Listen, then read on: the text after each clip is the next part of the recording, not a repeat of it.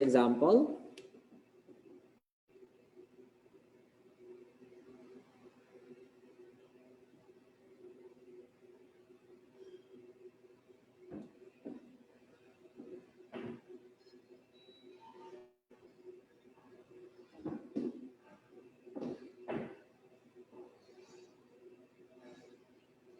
Okay, let's have this first example.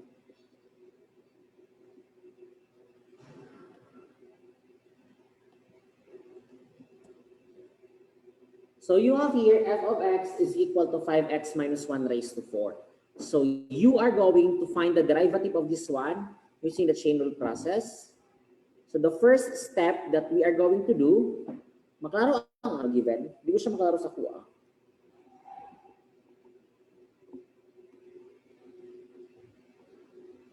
Kana, okay na? Okay na. Sige. So let's use chain rule process of this one. There is an exponent of 4. So you are going to bring down 4. So 4, then 5x minus 1, 4 minus 1. So apply power rule. Apply power rule for this one. And we have the base. The base is 5x minus 1. Again, meron tayong base. The base is 5x minus 1. So after natin i-apply ang power rule sa exponent, kasi that's the first step, meron kasi siyang exponent dito, then apply power rule, so ito na siya. And then, you are going to get the derivative of the base. Your base is 5x minus 1. This is your base. You are going to get the derivative of the base. The base is 5x minus 1, and the derivative of that one, what is the derivative of that one? The answer is 5.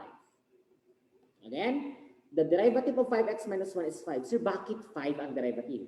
Derivative ng x kay 1. 1 times 5 is 5. How about the 1, sir? Saan na yung 1? The derivative of a constant is 0. So, the derivative of 1 is 0. So, 5 minus 0, still 5. That is why the derivative of your base, this is your base. The derivative of your base is 5. So, you are going to multiply that 1 by 5. Again na first. Again na, meron exponent dito, so apply power rule. So, then subtract it by 1 after. And then, saan galing itong 5? This 5 is the derivative of your base. Again, this 5 is the derivative of your base. Next. So, after nito, sir, i-distribute siya, sir? No. Class, please listen. Please listen to this one. Do not distribute this one. Okay? Ayaw i-distribute unless the exponent here is 1. Again ha, mag-distribute lang kayo dito pag ang exponent dito is 1. Yeah, based on my observation, gina-distribute din sa mga estudyante nako. Bisag ang exponent dire dili 1. Maayo na. That's very wrong. Okay? Do not distribute. Mag-distribute lang mo pag ang exponent dito is 1. Okay? So after this one, sir, anong gawin namin? You are going to arrange. 4 times 5, then 5x minus 1. 4 minus 1 is 3. So you have the final answer. F prime x is 20, 5x minus 1 cubed. And this is now your final answer. The derivative of this one is ito. I-distribute pa, sir? Again, do not distribute. Pag ang exponent there is dili 1. Kaya ayaw i-distribute since the exponent here is not 1. Mag-distribute lang jud ka pag ang exponent kay 1. Okay? So this is now your final answer. And copy this one. And let's have our second example. Copy.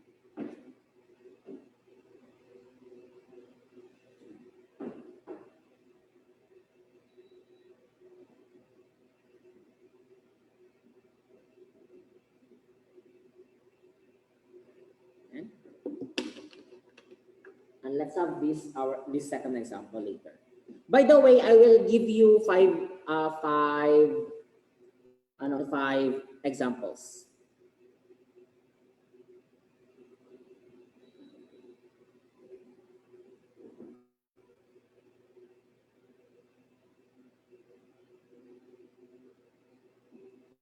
Okay, so let's have our next example. We have here the given function g of x is equal to 2x squared minus 7x raised to 6. So our second example is just similar to our first example. So parang mag-ano lang sila, similar lang sila ang process. So we have here the exponent 6. So you are going to apply power rule of that one. So 6 times 2x squared minus 7x, then subtract your exponent by 1. Okay, so you're going to subtract your exponent by 1. And don't forget to bring down your exponent. Next. After this one, after applying power rule sa exponent ninyo, you are going to subtract sa derivative ng ating base. Our base, you have here 2x squared minus 7x. This is our base. You are going to get the derivative of the base. Ito. And what is the derivative? You have 4x minus 7.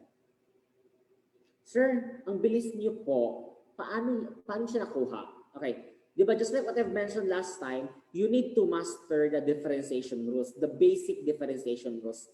Pag na-master mo na kasi, di naman mag-solve ani-ana-ana pa. You can solve it mentally. Kaya rin siya ang mental solving if you master the basic differentiation rules. Paano, sir? 2 times 2, 4. Then, di ba, subtract the exponent by 1. So, 2 minus 1, 1. So, the exponent here is 1. Then, the derivative of x is 1. 1 times 7 is 7. That is why the answer is 4x minus 7. Okay? So, this is the derivative of our base. So, after getting this one, multiply here. So, 4x minus 7, again, saan galing ito? This is the derivative of the base.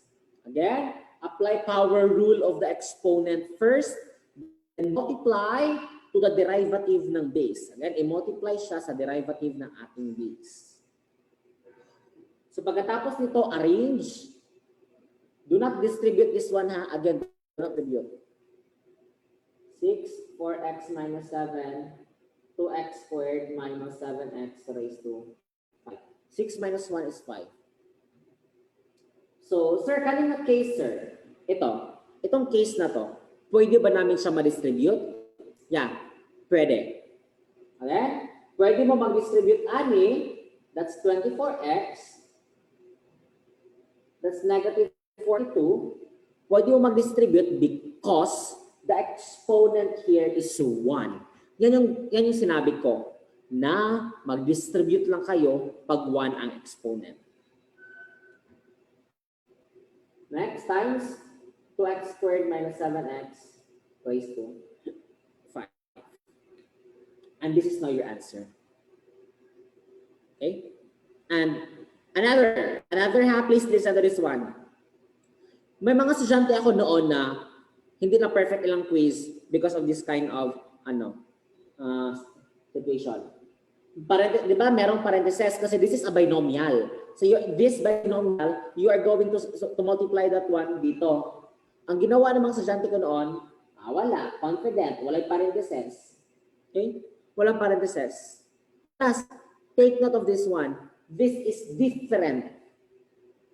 Okay? Mag-iba ito sa may merong parentheses. Bakit? Dito kasi, itong 42 lang. Itong 42 lang yung i-multiply mo dito. That's wrong. Okay? Si 42 lang yung dito, i-multiply mo dyan. Ito yung thought kapag ganito ang mangyayari. If naka-parentheses lang siya, this whole term, ito, kasali na ang 24x ang i-multiply mo dito. Okay? Take it also, dito, naka-parentheses yan siya. So, i-distribute mo siya. So, do not forget to put parentheses. Especially if the terms are more than 1.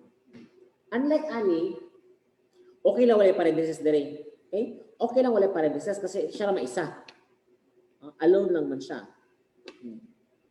Ito, dalawa na kasi sila. So, do not forget to put parentheses.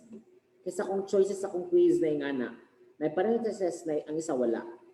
So, sa akong quiz this coming Friday, God bless kasi you need to exert extra care. Dili mo magpadalos-dalos. Kay, luoy kayo mag-score sa quiz kung confident kayo mo. Okay? So copy before we will proceed to our third example.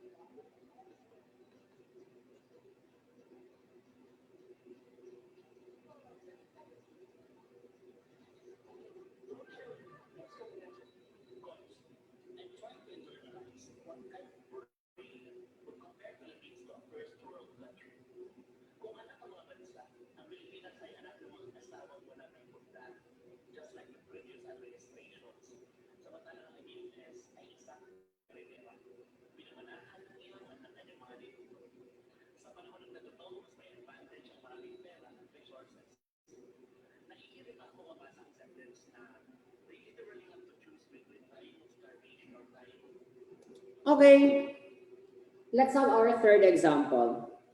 As you can see, our third example is differential equation dito. Kasi nakaradikal siya. But oops, don't you worry because the process of getting the derivative of this one is similar lang dito. Almost the same lang sila. So ang gagawin lang natin dito, this one nakaradikal, you are going to transform this one into exponential. So meron mangyayaring transformation from radical to exponential. Okay? So ita-transform natin siya from exponential to radical.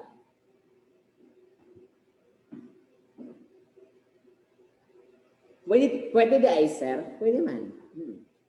Okay, so observe. The 3x squared minus 5 is the radicand. Again, 3x squared minus 5 is radicand. Pagdating sa exponential, that is your base. The radicand is your base. And, sir, what is the exponent? The index here is 2. Di ba pag square root 2, di ba ang index again? Ang index dyan is 2. Pag square root 2 yan siya. So the index is the denominator. The numerator is 1. Sir, bakit 1? The exponent of your radicand, the exponent of your radicand is 1. Pag ganyan siya ang case, kapag ganito lang siya, automatically the exponent of your radicand is 1. So that is why the radical form of this one, the exponential form of our given function, square root of 3x squared minus 5, we have 3x squared minus 5 raised to 1/2. That is the exponential form. Okay? So that means exponential na siya. So the same process na. So apply power rule. So you have 1/2 3x squared minus 5, 1/2 minus 1. Okay? Then times 6x. Sir, saan galing ang 6x? Okay. The derivative of our base. Our base is 3x squared minus 5.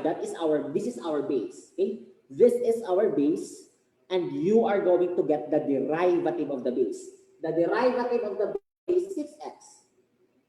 That is why, after applying power rule sa exponent dito, you need to multiply sa derivative ng base.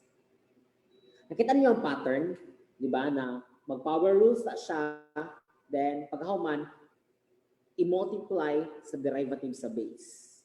Yan yung chain rule process. Okay? So again, saan galing sa 6x? Galing siya sa derivative ng ating base. Sir, how come naging 6? Differentiation rules. 2 times 3, 6. 2 minus 1, 1. So 1 na lang dala. How about 5? Derivative ng constant is 0. So 6x minus 0 is 6x. So the answer is 6x. Kaya nga 6x ang derivative ng base. After this one, arrange.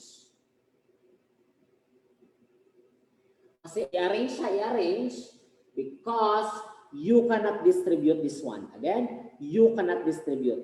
Take note, the exponent is not 1. 1/2 minus 1. 1/2 minus 1 is negative 1/2. Yan. Then, b prime x is 1/2 times 6x is 3x. Now, take note sa na-mention ko last time na bawal magkaroon ng negative na exponent as your final answer. Again, bawal negative exponent ang final answer. Negative 1/2 man siya. So, dili pa rin siya final answer kaya negative pa man ang exponent dito. So, according to the law of exponent, one of the laws of exponent, x raised to n, negative n is 1 over x raised to n. Again, x raised to negative n is 1 over x raised to n. So you are going to get the negative reciprocal of your exponent. Then, turn into fraction. So ito, x raised to negative n, 1 over, naging positive na ang n, ang exponent mo. So applying this law dito sa ating given, magiging 1 over 3x squared minus 5 raised to 1/2. Okay? 1 over 3x squared minus 5 raised to 1/2. The exponent na negative 1/2, naging positive na siya. However, naging fraction siya because that's according to the law of exponent. Okay? Next, multiply. So you have the answer of 3x over 3x squared minus 5 raised to 1/2. Or, meron pang or. Or, 3x over square root of 3x squared minus 5. Or, meron pang isang or. 3x square root of 3x squared minus 5 over 3x squared minus 5.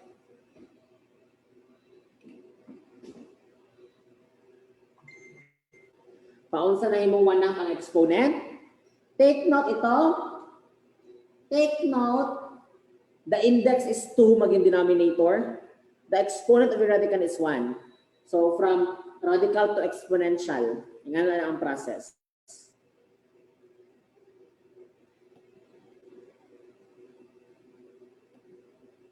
Again na, ito, they are just the same. Ito naka-exponential, ito naka-radical, but ito naka-rationalize. Bawal kasi magkaroon ng denominator bawal magkaroon ng radical sign sa denominator. Yes, accepted yan tanan, lahat. Pero ito yung tanong. Sir,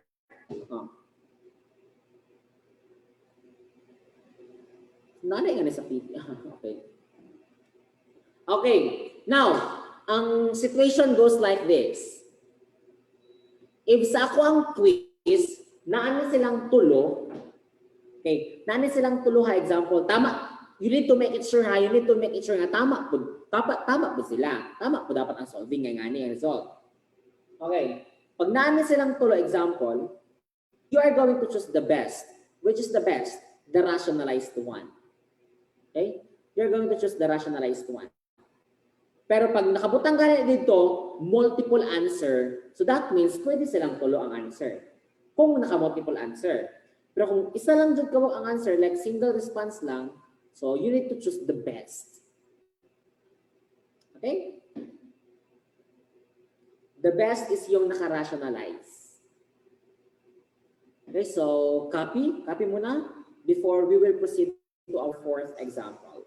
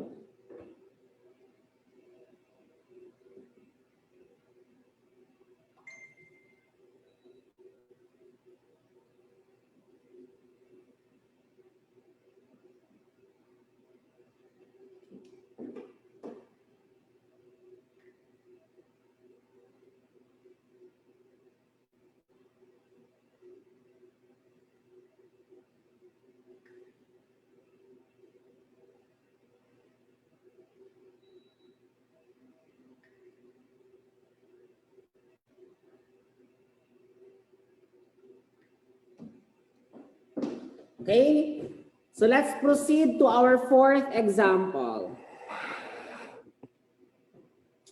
So this is our fourth example. So similar na ani ang case, nakaradikal.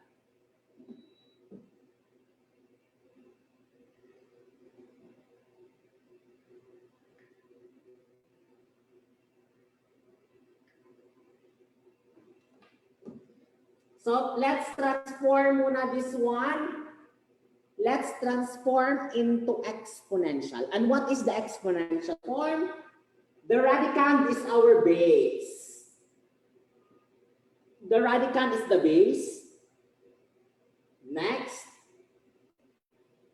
the exponent of a radicand is 4. So magiging numerator. And the index 5 is the denominator. Okay? And actually, no kanang inga nga lesson.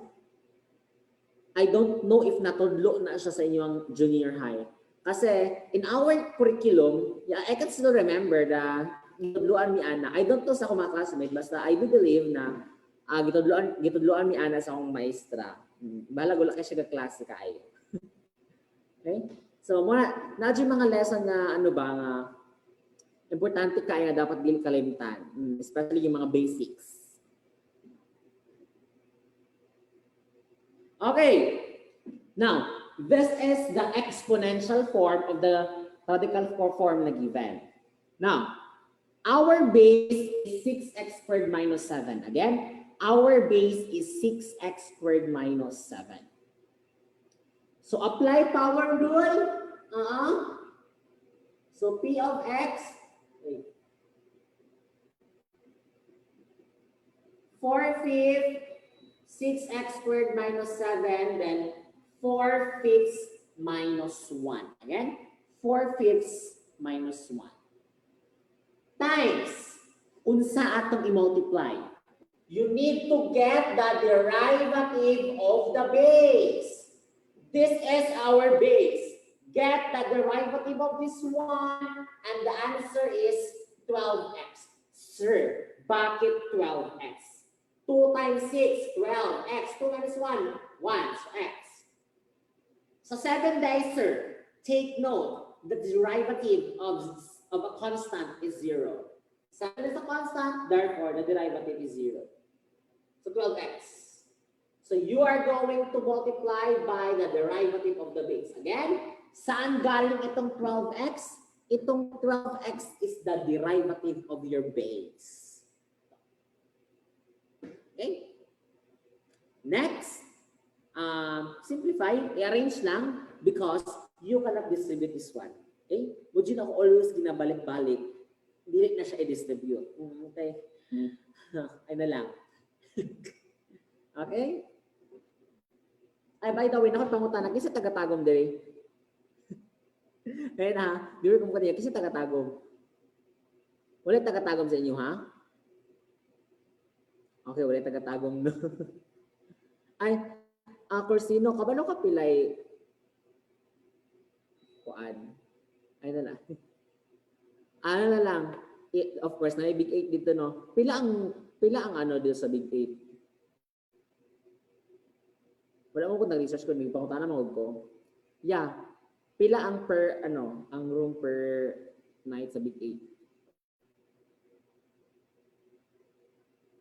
8? Ako tanan dyan ko, no? 3K, okay. Ha, bahala sa ado ka bed. Okay. Ang single bed. Okay, thank you. Thank you. Okay, let's continue. So this one, i-arrange lang. Okay, i-arrange lang siya. So P prime X, 4/5 times 12X, then 6X squared minus 7. 4/5 minus 1. 4/5 minus 1 is negative 1/5. OMG, sir. Negative ang exponent. Yeah, negative ang exponent.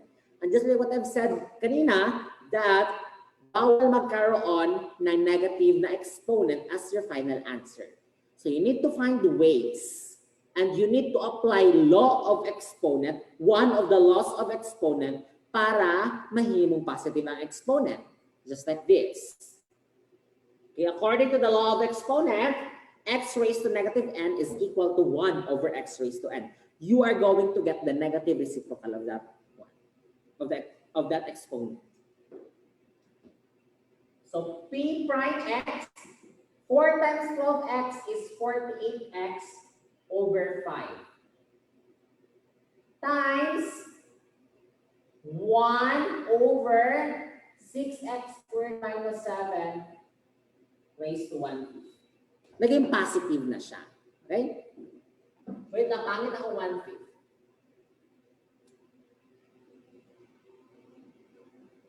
Yan. Naging positive na siya pero naka-fraction form.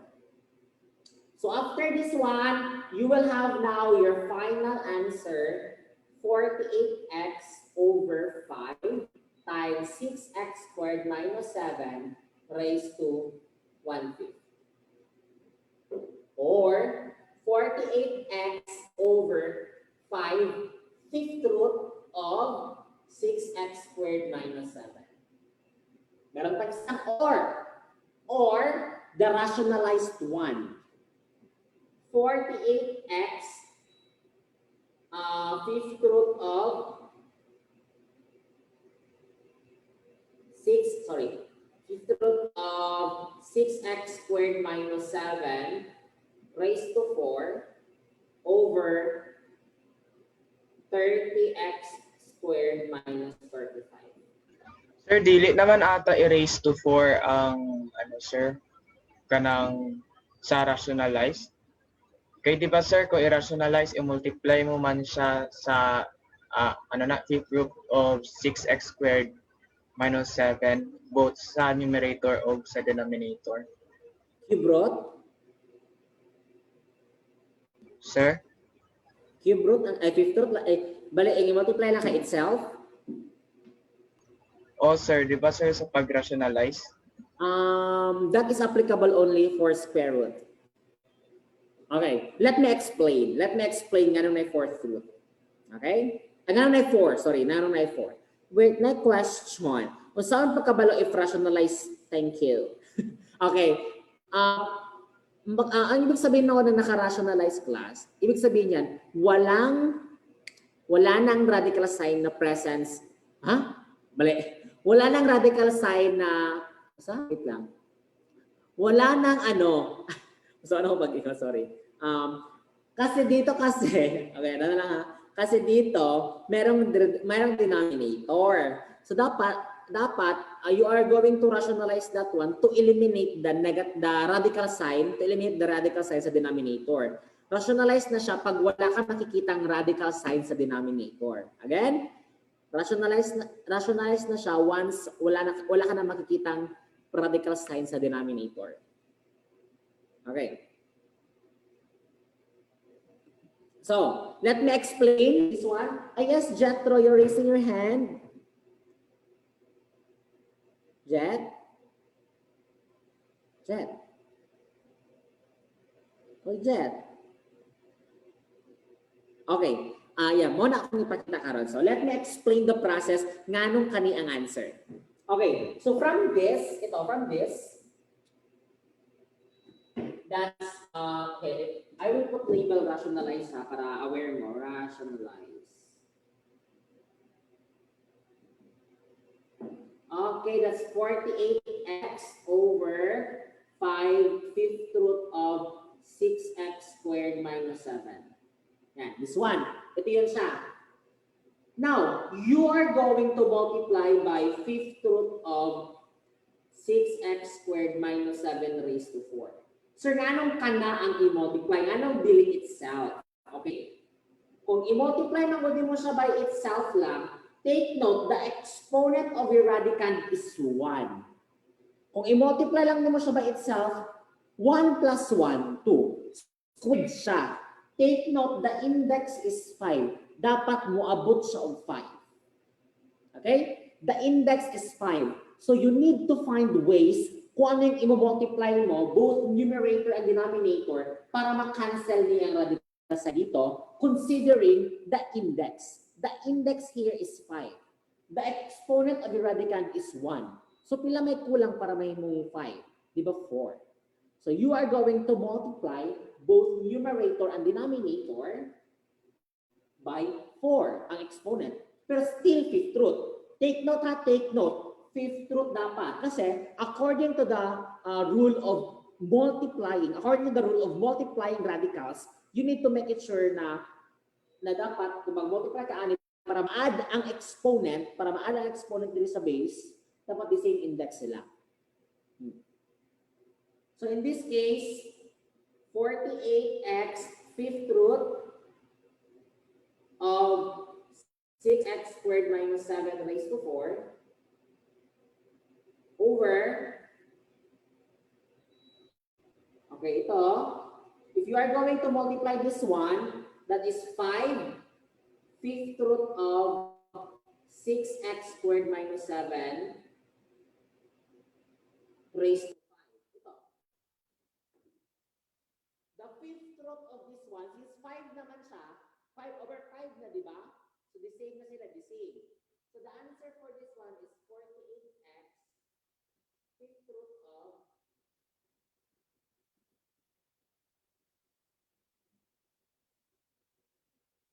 over 5 times 6x squared minus 7. Okay? The fifth root of this one is ito na. Then, gidistribute ko lang, and this is now your answer. Wait lang yan. Let me move lang. Okay? So, muna yung process sa pag-rationalize. Okay, so copy.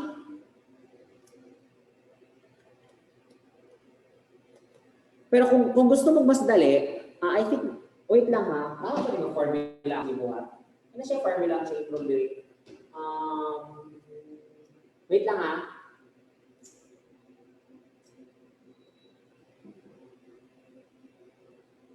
Ang answer ani, f prime x is base over dx ng base.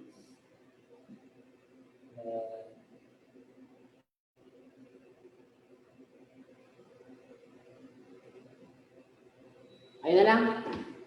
Ayun na lang, gamit akong formula. Ako rin nakabaluan niyo.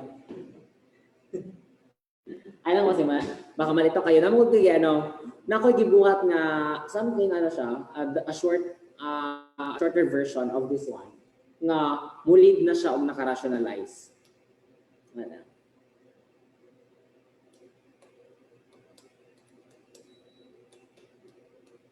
Okay? So, kaya copy mo next one. If you have concern, you can raise it.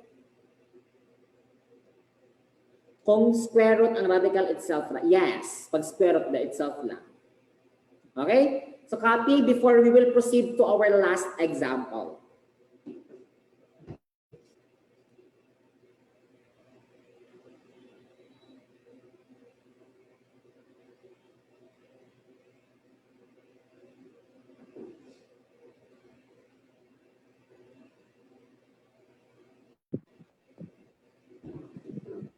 Meron bang, teka, piyasa ha, wait lang, na ako i-ano.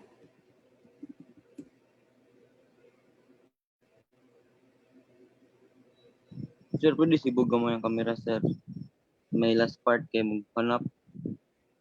Sa ni arrow ka na. Okay. Delete ko. Charot. Wala na. Wait, i-adjust na ako. Ana, okay na? Ano, sir? Thank you, sir.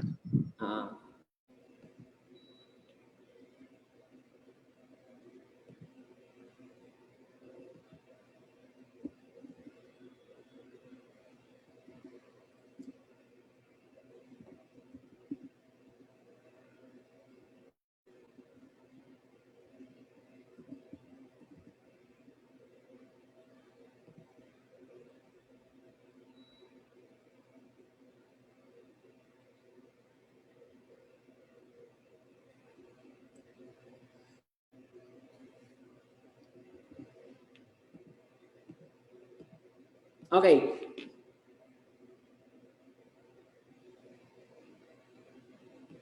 Say words. Say words, dinari out. Okay.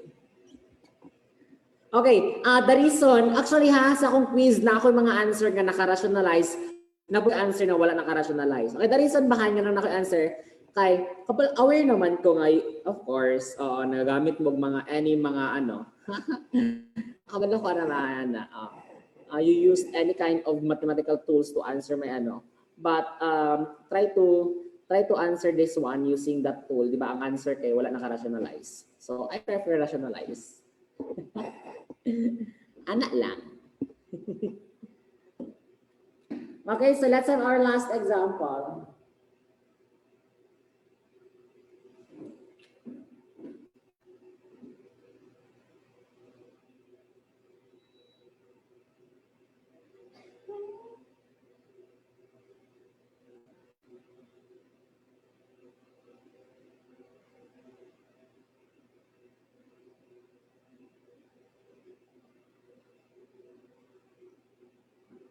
Wait lang nga, wala. Idra.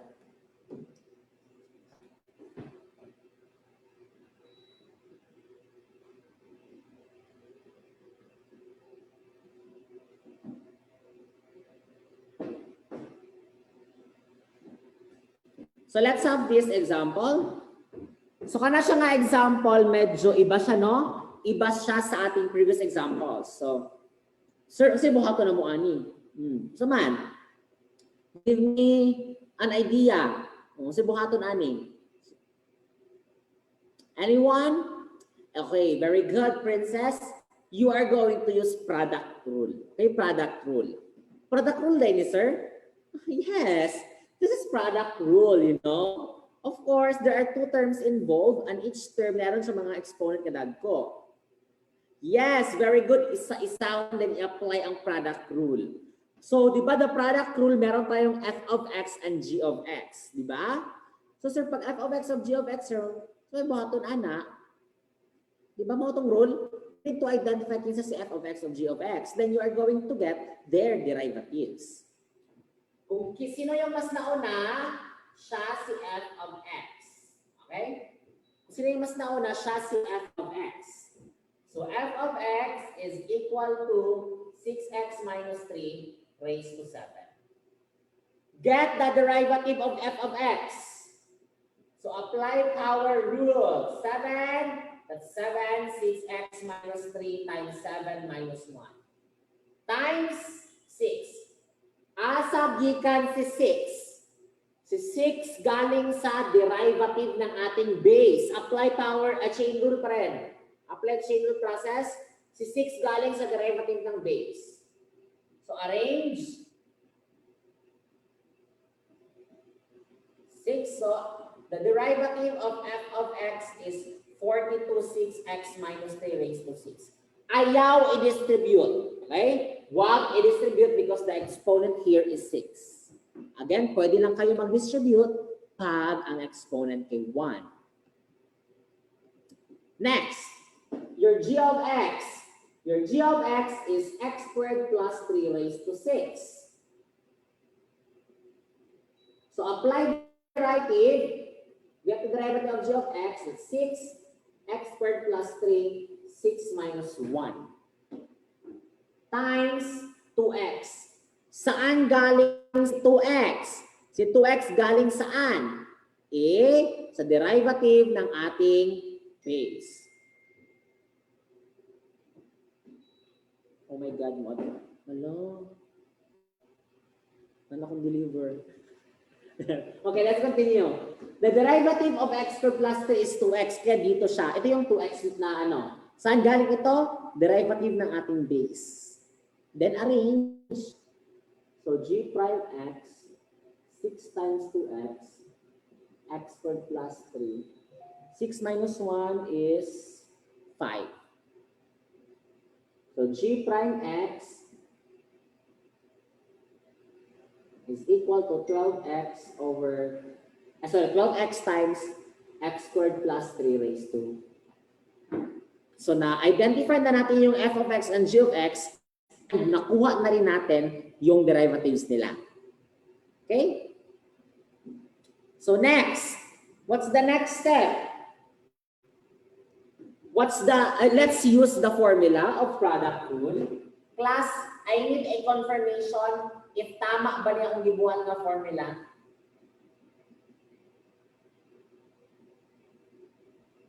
Is this correct? Okay, thank you.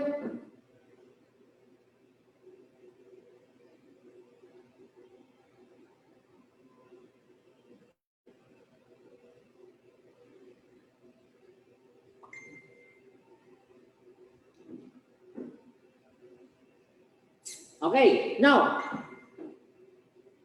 let's substitute our f of x, 6x minus 3 raised to 7. Our g prime x, ito yung g prime x. 12x times x squared plus 3, yan, plus. Our g of x is, ito, x squared plus 3. And our f prime x, times 42, 6x minus 3 raised to 6. So you have now the final answer. You have, i-arrange lang. So 12x times, nakalimot ko din exponent 5. Sorry, I forgot. Meron pala exponent dito na 5. Nakalimot ko. Okay? So you have x squared plus 3 raised to 5, then 6x minus 3 raised to 7, plus 42, x squared plus 3, kalimot na po ko, 6. Kalimot man dyan ko x squared plus 3 raised to 6, 6x minus 3 raised to 6. And this is now your final answer. Pwede na accepted na siya ng answer. Okay, acceptable na siya. Sir, okay lang mauna ni siya kaysa nito? Okay lang. Okay lang mauna ang 6x minus 3 kaysa sa x squared plus 3 raised to 6? Okay lang. Okay lang na sila magbali-bali interchange. Okay lang na sila magbali-bali. Kasi multiplication is commutative. Okay? So class, meron pang isa. Meron pang isang answer, Ani. Yes, meron pang isang answer. Pero wala kaayo na ako siya ginagamit ng final answer kayo. Yeah, wala kayo na ginagamit. Pero I think other professors, they prefer this one. Pero ako, hindi na kumuha ni kay press naman gahapon sila, Ani. Ang akong gimin is kani. Sorry, it's x squared plus 3. Gi-factor lang na ako na siya. Ito yung other answer niya. Gi-factor ko lang.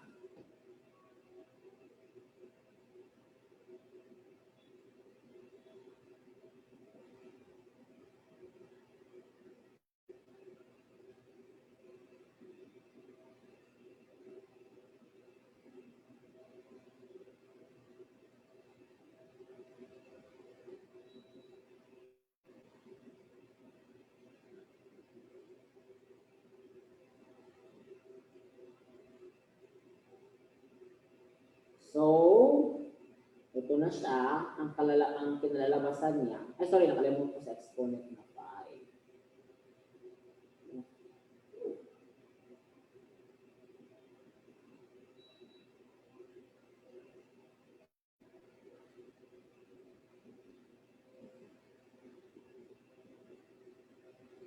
Yan. Ito at saka ito, they are just the same. Parehas na sila. Okay? So, kayo na bahala. Pero sa akong quiz, wala ko naghahatag o ng answer. Akong quiz, kaya nga hanapan ako. Okay? So, copy before I will give my announcement.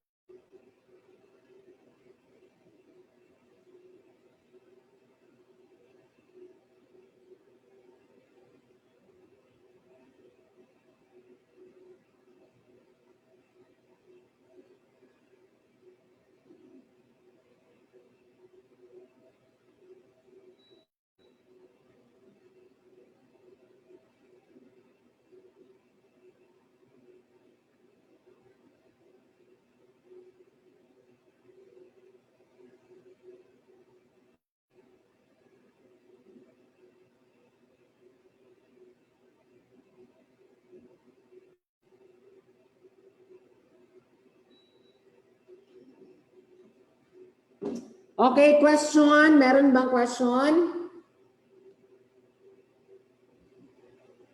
Ay, 114 di ay. Okay, naman itong add. 112, oh my God. Thank you for the correction. Okay, so thank you for the correction. Sir, paano makuha ang derivative sa base if meron isa ka term na 1 over x? X raised to negative 1. Alam. That 1 over x, yeah. Diba 1 over x is equal to x raised to negative 1. So, i-transform na siya into exponential.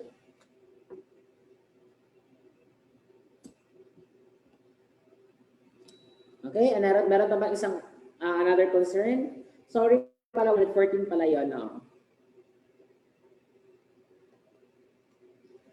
Okay, so since wala na may question, again, please take note of this one. At exactly 12:15, yeah, 12:15. By the way, nadak ihatag nga assignment. Mura kung nahatag ang assignment, so far wala.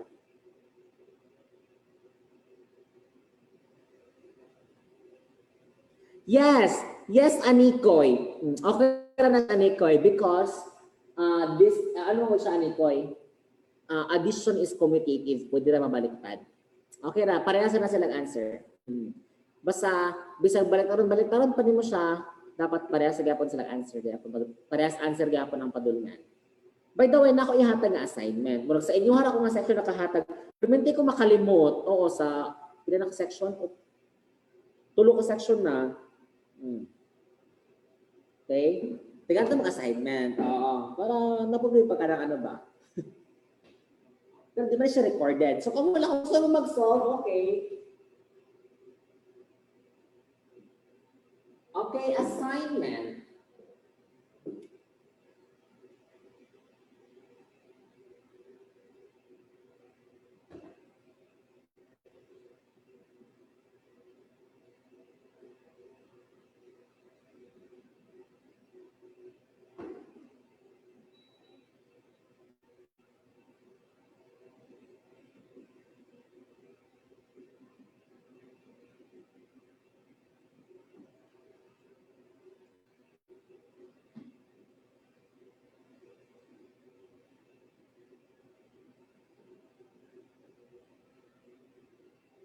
Yan. Of na, sir, of.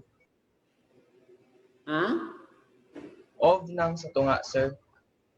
If. Sorry. Ay, Sorry. If. Okay, get the derivative of that one. That's your assignment. Again, announcement. Your quiz will be this coming Friday from 11 a.m. to 11:59 in the evening. That's 15 items only, 2 points each. Okay? Then, mamayang 12:15, mag-open na sa Quipper ang inyong practice test. Practice test na 2 points each. That will serve as your attendance. That will serve for your closing attendance. Okay? Pila ka items, sir? Ang practice test, Oo. 2 items only. Then, time-bounded. 10 minutes? Yes.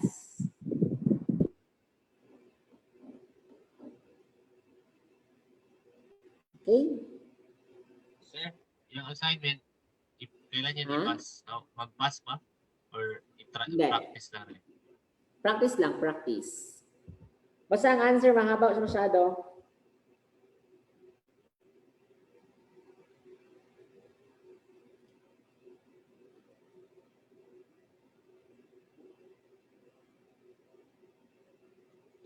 Okay? Uy, as in?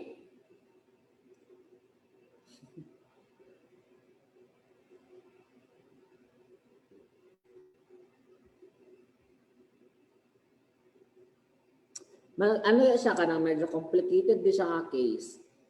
Napag-iauban, class, by the way, I almost forgot pala to inform you. Sa ako ang quiz, na ako gihatag dito nga isa ka item, pero quotient rule ang gamiton. So, nganong wala na ako gidiscuss ang quotient rule? Because parehas lang man sila og process ani. They're just the same process. All you need to do is to use quotient rule, then substitute, then humana. Lang. Wala lang gidiscuss ang quotient rule. Kaya maro magyapon sila og similarities sa product rule. Pero isang item lang ang quotient rule. Okay. So since wala na may question, wala na ba? Para makaprepare na mo. Para na mo 15 minutes break para sa inyong practice test. So I think wala. So let's end this with a prayer to be led to us by